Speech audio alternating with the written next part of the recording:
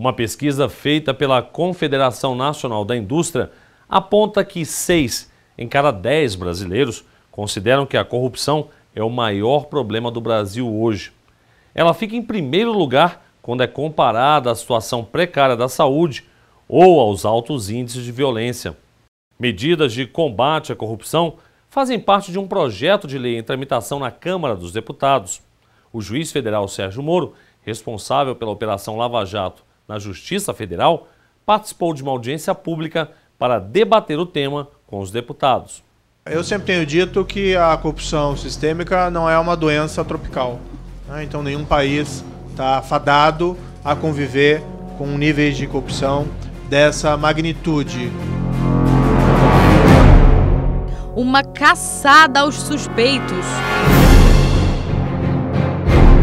Uma corrida contra o tempo para recuperar o que foi roubado. Considerada a maior investigação sobre corrupção do Brasil, a Operação Lava Jato está na 33ª fase. A força-tarefa da investigação começou em 2014. Os crimes envolvem cerca de 6,5 bilhões em pagamento de propinas, recursos desviados da maior estatal do país, a Petrobras. O valor total do ressarcimento pedido, incluindo multas, chega a mais de 37 bilhões de reais. Deste montante, quase 3 bilhões já foram recuperados por meio de acordos de colaboração. 2,4 bilhões em bens dos réus estão bloqueados. É uma estimativa, valores podem ser mais, podem ser menos. O fato é que os valores são superlativos, são muito grandes. E é difícil realmente saber até onde se foi, não só na Petrobras, mas eventualmente em outras áreas. Mas o custo principal é a questão da democracia, né? O cidadão percebe comum que a corrupção é disseminada, que todos ultrapassam, e ele perde a fé nas instituições públicas e democráticas. Estudos feitos apontam a corrupção como o pior problema do país. Essa foi a opinião de 34% dos eleitores. A saúde ficou em segundo lugar com 16% e o desemprego em terceiro com 10%. Não creio que o Brasil está condenado a ser visto como um país extremamente corrupto. Nós podemos tomar passos a cada dia avançando para a reforma das nossas instituições dentro da nossa democracia. E para fechar cada vez mais o cerco contra os corruptos, o Ministério Público criou a campanha 10 medidas contra a corrupção. São 20 anteprojetos de lei que vêm para aprimorar a legislação brasileira.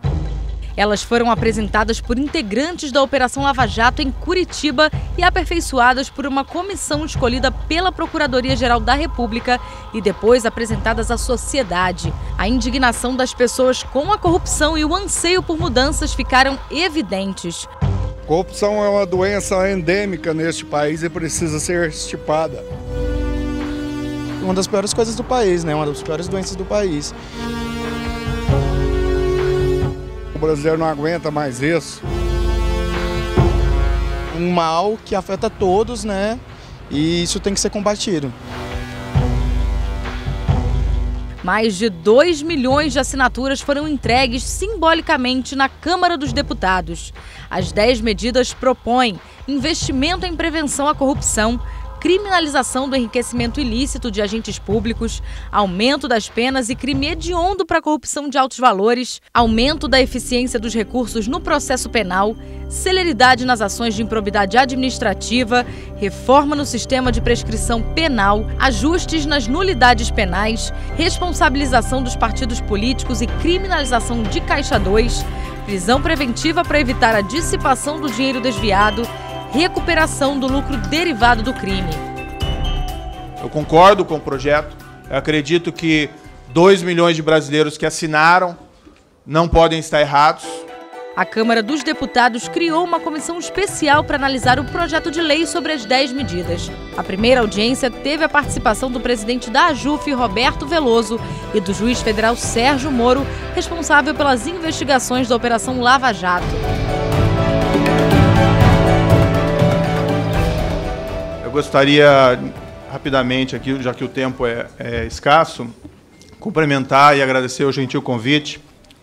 Cumprimentar também o presidente da AJUF, Roberto Veloso, que aceitou me acompanhar nesse evento. Cumprimentar todas as senhoras e senhores, jornalistas, pessoas em geral aqui presentes. O juiz federal comentou as medidas e sugeriu mudanças.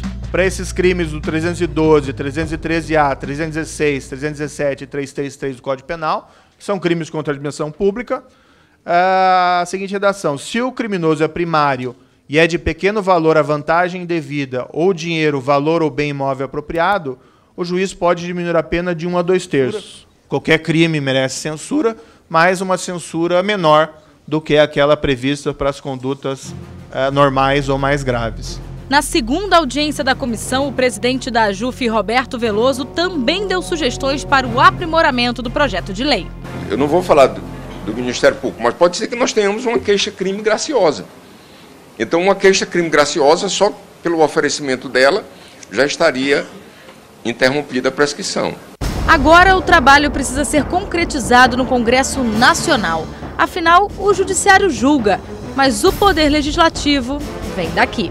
O Parlamento, sendo sensível a esse projeto, essa aspiração popular, e aprovando esse projeto sem prejuízo das deliberações, né, ele fornece um bom exemplo. Como eu disse, é um ciclo virtuoso, mostrando que o Parlamento está atento aos anseios da sociedade, que o Parlamento não compactua com essas formas mais graves de corrupção.